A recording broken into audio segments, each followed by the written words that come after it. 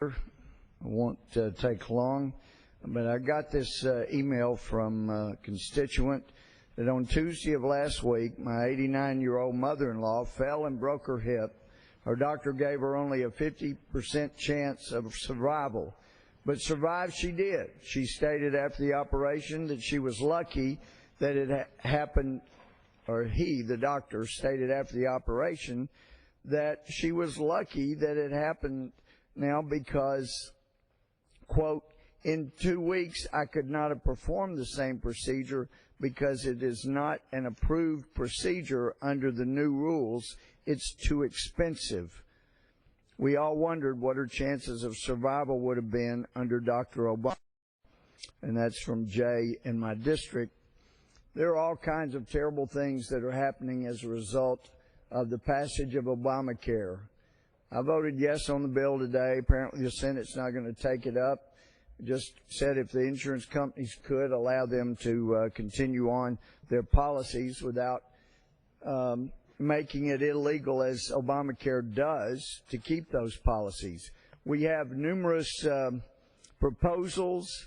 Anybody that says Republicans don't have any solutions, we've got numerous solutions. I filed a bill that would have been a better, far better bill to Obamacare back before Obamacare passed. CBO wouldn't score it. They helped the Democrats all they could, but especially after the director was woodshedded at the White House. But there are many solutions, and one solution now would be to allow insurance policies that have been approved for this year by state commissioners, let them go on, like those that are on the federal, state, or local cafeteria plans for federal, state, or local workers. There are many things we can do to have a bridge to get us through the next year if we can just repeal Obamacare. It did not look like a possibility a few months ago, but as Americans are finding out more and more about the disaster of this government taking over everyone's health care, they're finding, gee, maybe it wouldn't be such a bad idea. As we had 30-plus Democrats in a bipartisan vote today express, gee, maybe we should have allowed people to keep their insurance if they wanted it. One article today from Fox News, Obama's insurance plan fixed, stirs confusion, ridicule at the state level, points out what a disaster the president is adding to the problems by unilaterally passing a new law, as he's done repeatedly. Normally it's reserved only to monarchs, kings, emperors, those kind of things, to step up and say, I'm changing the law, but he's done it with regard to immigration. He's done it with regard to Obamacare. He ignores parts of law or laws he doesn't like, and that's also been done at the Department of Justice. Here's a headline, CNN, Obamacare enrollment numbers complete disaster, and we're finding that out. 26,000 or so signed up and bought insurance when they needed 500,000. Here's one from McClatchy, roiling healthcare waters, Obama's fix could make matters worse, by Louie Gohmert and Leslie Clark.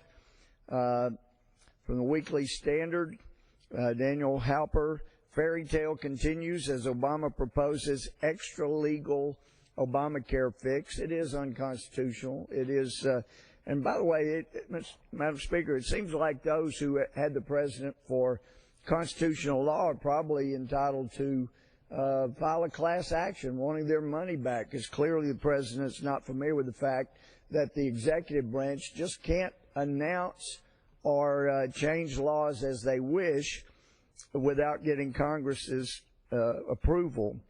Here's another, Obamacare architect could be the beginning of a death spiral, from today, by Daniel Halper. In fact, it quotes the architect of Obamacare being interviewed by Megyn Kelly. She asked him, is this the beginning of the so-called death spiral?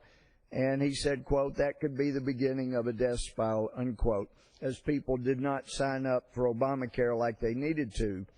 And then one from Human Events, there's a fix for Obamacare. And Madam Speaker, I think that's the bottom line here. We have got to repeal Obamacare. People are already being dramatically adversely affected. It has changed the 40-hour work week. It has changed people's ability to have their own decisions about their own health care. We need to move, as Ben Carson suggested, toward health savings accounts, encouraging those, higher deductibles with cash to take care of the difference. There are all kinds of great solutions. Many of us have them.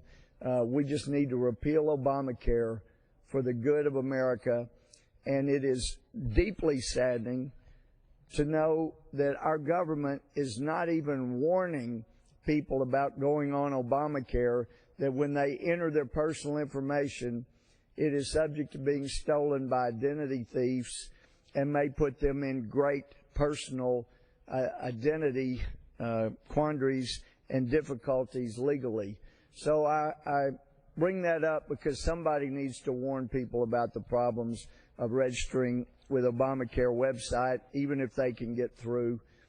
My hope and prayer is we'll do the right thing by America. We'll get back to acting within the Constitution.